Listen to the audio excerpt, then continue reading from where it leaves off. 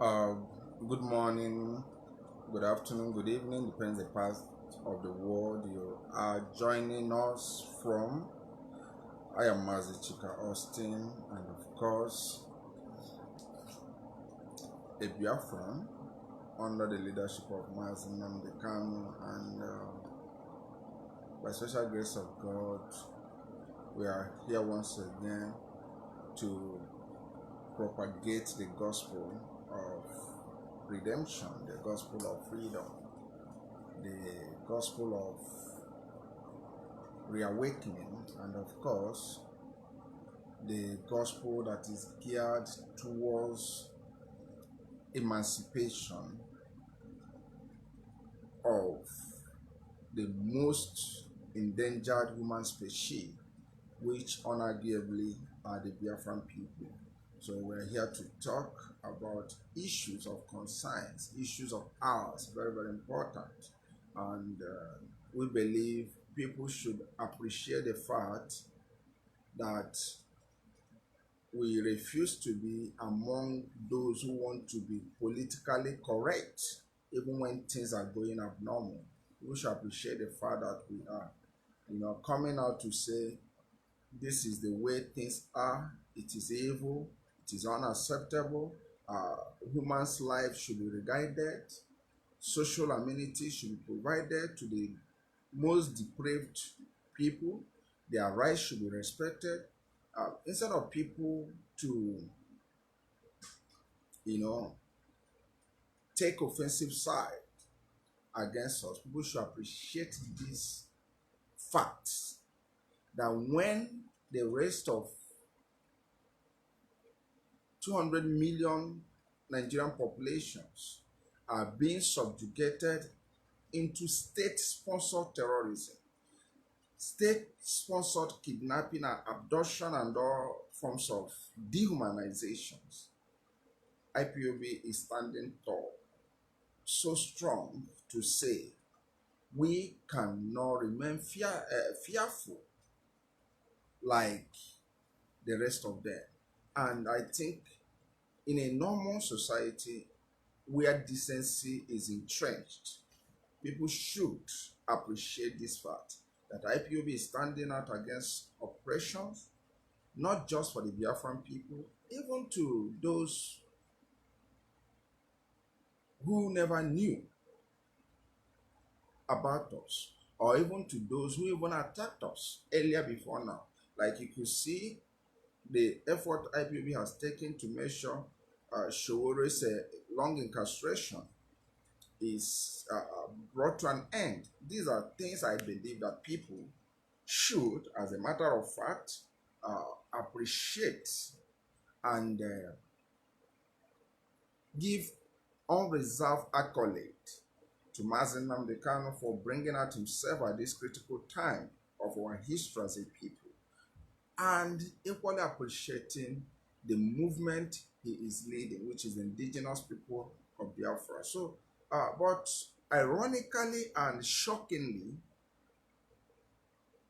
this set of people that we take our strength, we take our time to advocate for their freedom are today, out of deep ignorance, are even attacking their saviors. Isn't that funny? It is, of course, very, very funny. I'm sometimes very, very disheartening. But we must move ahead because during the time of transatlantic slave trade, all the efforts by the abolitionists to deliver the slaves never got 100% consensus support from the entire slaves. So if you study the history of slaves, you understand that slaves, out of different reasons, always rebel against those who are savaging their servitude, who are coming to emancipate them from that unwarranted subjugations. So, and I believe ours cannot be different. When you hear some slaves talking from different angles, ranting, panting, and hallucinating against you who is fighting for their freedom. You don't need to be discouraged. It's always that way. History is rich with such position of some gullible slaves. So that's why we keep on moving on. Very, very important. You make no mistake about this. Very, very important. You take that to heart. So we are looking at why I decided to talk about this crucial topic this afternoon. That has to do with review of what Donald Trump's regime have done for us and what the regime of Benjamin Netayahu have done for us. Most times people do not understand how diplomacy works, how it works. Yes, you don't blame people. Sometimes you have to forgive people for not really understanding how it works. A lot of factors are involved. Take for instance, you can see the Nigerian president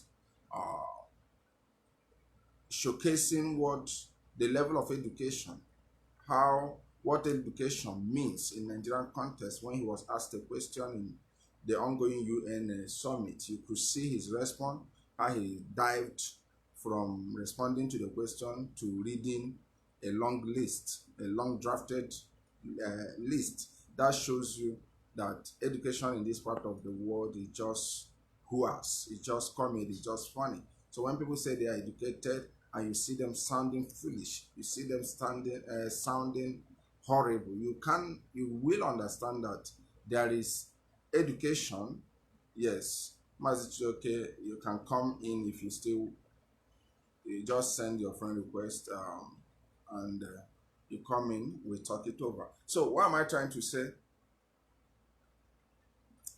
If people that you never expected to talk in a very degrading and horrible way, you don't need to blame them, because education in Nigeria context, there are ways you can get certificate, multiple ways other than what is conventionally known as way of being called an educated or educated fellow or even a graduate. In Nigeria, the court can even award you certificate, just like what happened in the tribunal. You saw the court saying that the president owns certificate. Another one, you can still be, you can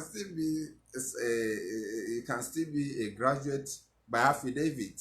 Just go to court and show an affidavit that you are a PhD holder. That finishes. So that's why you mustn't be crazy when you see people who have the title professors, arguing irrationally, as regards to what we are discussing, as regards to the debate on freedom, especially the freedom of the Biafran people. You don't need to bother yourself. Even some professors might have gotten their professorship via affidavit or via court. They might be the awardees of court lopsided awards, and that is the rest of them. So you don't need to bother yourself. So, but what is most important is that fast outlives falsehood. It's as simple as that. Fast outlives falsehood. It doesn't matter the pilation of dictions. It doesn't matter how eloquent one might think he is. It doesn't matter some funny positions one might parade. What is most important is, if you say this is not this, why is this happening? It's as simple as that. Because we are talking, I said why I decide to talk about this topic, reviewing the support for freedom from United States government as currently manned by Donald Trump, and talking about what Benyamin Netayahu must have done to us, because people believe that these guys are not helping us until when they see a photo posture between them and our leader. That is when they now understand. And to me, that is the most dishonest mental submission, because Like somebody told me yesterday, said in diplomacy, in the game of diplomacy, leaders speak in between the lines, and that is true. And that's why most amateur ones would always be carried away by pictures, by videos, while the matured ones are analytically regulated by facts and logics. That is how it is. Most times, diplomatic games are not played before cameras, and it is very, very important we understand that this games of diplomacy are mostly done behind closed doors, behind cameras, and that is why the culture or the philosophy or the principle of non-disclosure is one of the strong principles within the environment of diplomacy. What is non-disclosure? If I and you engages on a very sensitive, whether you call it bilateral or multilateral agreement, we have to tell ourselves whether such things agreed are to be disclosed for public consumption. That is part of diplomacy, and that is how it works. But we, some of us, always could tell you this is happening because we are looking at body languages, we are considering at events, we are considering at the reactions of state actors and not state actors. And that is where we build our premises. That is where we build our facts.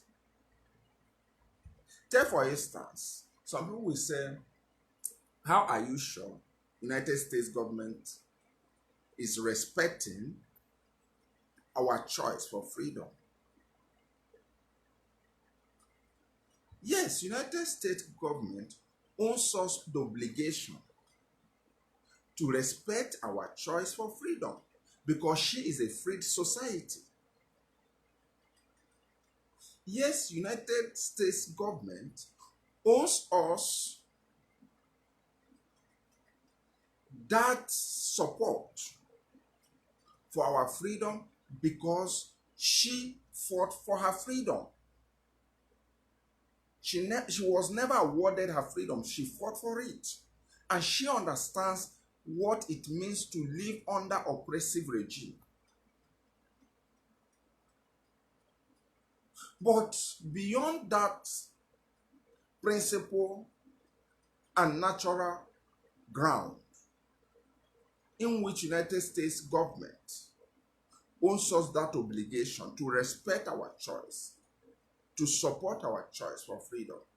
Beyond that, there are things that have happened that one could say without missing a word that United States government indeed is respecting this inalienable right of the Biafran people to choose a life for themselves. Take for instance, let's review the Trump's regime. If not Trump's regime, if not the strong position of Trump, there are too many things, though to you they are little. To you, they are not really pronounced, so to say. But these things are too daring. Very, very important to understand this. These things are too daring. And if not the position, Mommy Obi, you're welcome. I can see you just join us, man. Welcome. So if not the position of the United States as regards to that what you call small action that small action would have snowballed, would have metamorphosed, would have moved from that point to a more devastating, serious point. And I'm going to highlight it here. Are you aware that the inability of Nigeria government to continue clamping down, or even though they want to do that, they do it secretly, not openly, against IPOB, against Biafra, is as a result of the United States openly rejection of the tagging of IPOB as a terrorist group. To you, you might not understand what that position of United States means to this struggle, because people do not understand most times that what you call little things are so devastating. There are big winnings on the side of us. That is how it is. That is just the way it is. If America kept quiet, if America, Donald Trump's government, played a passive role or trying to claim that she's not much interested, by the way, you should understand that Donald Trump's foreign policy is more of protectionist policy, which means Donald Trump runs a policy of American first. All he does is to look at the place of America in the whole thing. He's more interested on well-being of the American people, not intervention, not being externally involved. That is Trump's regime. That is Trump's regime's foreign policy outlook. That is how it looks like. But what are we talking about? Trump's government have to move beyond what they believe, what her foreign policy wants to achieve, which is not really being interested with what is happening outside world, but being mainly interested with American issue. But Trump have to negate this principle, have to move beyond that principle, to look into the issue of Biafra in Nigeria and look at that issue when IPOB, members of IPOB were tagged terrorist group. And Trump's regime came up and said, to you, if you want to, whatever you want to call them, you can call them, but to us, the United States and our allies, these guys are not terrorists, they are freedom fighters. And the same government went ahead and said to advise the Nigerian government, say, you have to engage these people on dialogue. If not that strong position of the United States government, believe you me, by now Nigerian government would have been demolishing every home, every building owned by any member of IPOB, or even by extension, Biafrans at large. Nigerian government would have been using bulldozer to bulldoze everywhere. They would have been killing. They would have just done to us what Pobia of Cameroon is doing to Southern Cameroonians. That's exactly what they wanted to achieve. But because Americans' position, Donald Trump spelled it out to them that these guys are freedom fighters. They have their right. They are patriots. They are nationalists. And that's why Nigerian government could not go haywire. That's why Nigerian government could not go mad, could not go loose. You can now understand how it is. So when people say, what are... Because we are trying to make review. And apart from that, you should understand that most countries that would have even subscribed to that madness of Nigerian government of tagging us terrorists, most countries that would have been bullied diplomatically to support Nigeria's position, which invariably means most of us would have been undergoing arrest in various countries, especially the countries of Africa. Most African countries would have started picking up IPOB members in their individual countries. But these countries cannot support the position of Nigeria because the bigger brother or the bigger player, which is United States government, have taken a position, and most of these African countries have to swallow their pride. They have to go back to their share. They have to review that madness they wanted to subscribe to. Because to American foreign policy, definitely you pay for it. You pay for it invariably. That is just how it is.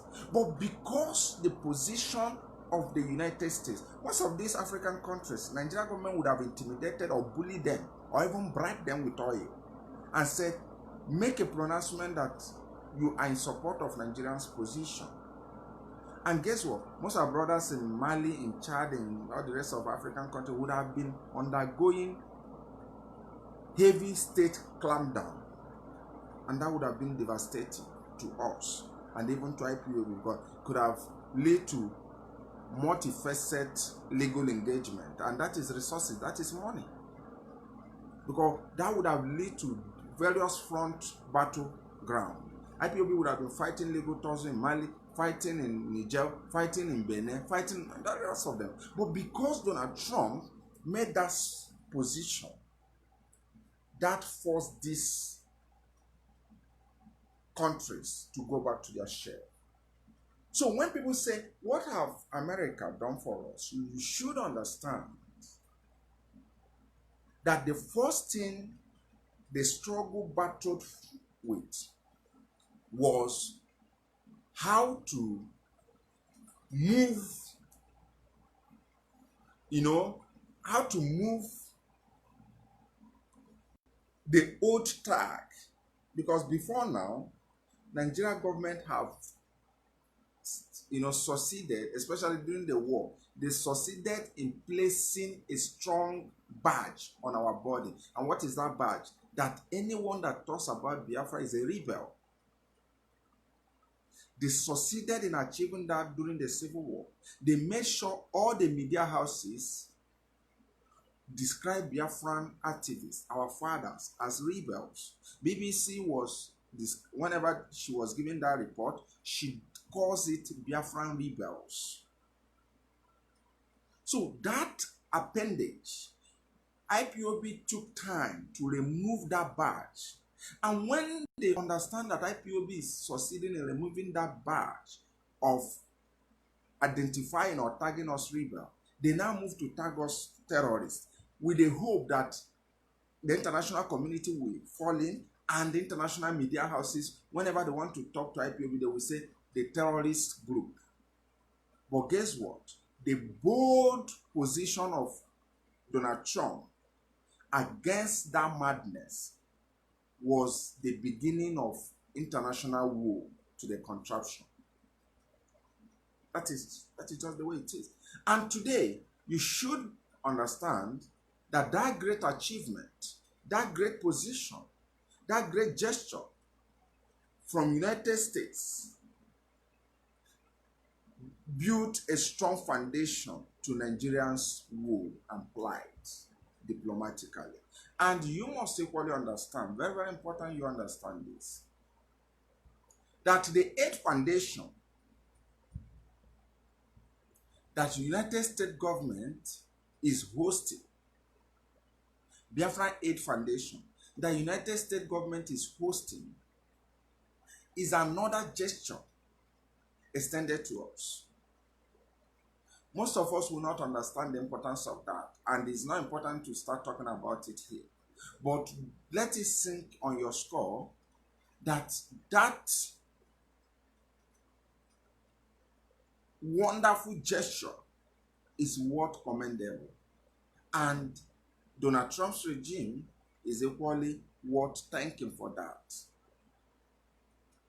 So because most time people talk about, people talk about what has United States government done for you, and you should understand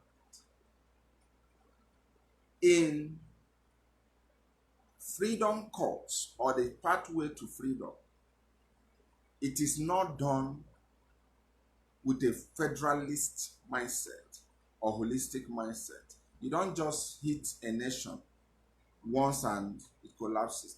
There must be a gradual weakening. And that's exactly IPOB understood the game. And what is that game? Making sure that the zoo is destabilized economically. Because until the contraption gets poor, she will not allow you go. It's as simple as that. But when the country is made to be wretched the way it is today, to be made to be poor the way she is today, even her people will rise against the regime. Of course, it is an inevitable thing. The people forget, people say, yes, Nigerians are cowardice. Nigerians are no more cowards than the Egyptians during the time of Mubarak. You should understand it. The Egyptians condoned Mubarak regime for 30-something years.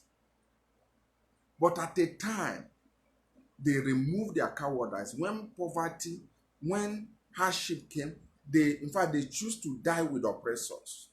And that is where it's getting to. Let nobody deceive you. Nigeria is getting to a point that even the people will revolt. There will be an uncontrollable chaos all over the nation as a result of the brokenness of the nation, the economy hardship. And you will see Biafra issue. Biafrans will just naturally walk away from the union. And that's exactly what is happening. Because the country is down below poverty. And you could see her chasing money here and there, even telling you that you have to, if you deposit this amount, you have to give us this amount. If you withdraw this amount, you have to give, because she is damnly poor. Nigeria is facing her Great Depression. This is a Great Depression because the country is now looking for a way to scalp for money. So what am I trying to say?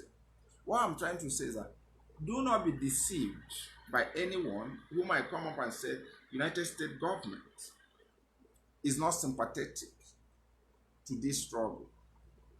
If not United States government, believe you me, all the frantic efforts Nigeria government have made, trying to use Interpol against our leader, trying to use all forms of molestative approaches against our leader, could not succeed because America is seeing us as freedom fighters and not terrorists. You understand me? Why everyone Nigeria is consulting is being skeptical to stop IPOB or to stop our leader is as a result of America's position. If America have been on the side of Nigeria, believe you me, because this is a divine project, we will arrive successfully, but there would have been more difficulties on our side. Make no mistake about it. So what am I trying to say? Understand that you are a freedom fighter, I'm a freedom fighter. We are not terrorists, and America understands that. No two ways about it. And that you must go with your heads up. Very, very important. Like Donald Trump said some days ago, he said, the future belongs to the nationalists. It belongs to the patriots. It doesn't matter what you see around today. The future belongs to you. In as much as this pious cause is sustained. And let's talk about Israel. I don't want to go more than this on the case of United States government, but let's talk about Israel. Like I said, I told somebody, I said, we are enterprising people. I bless the Most High God.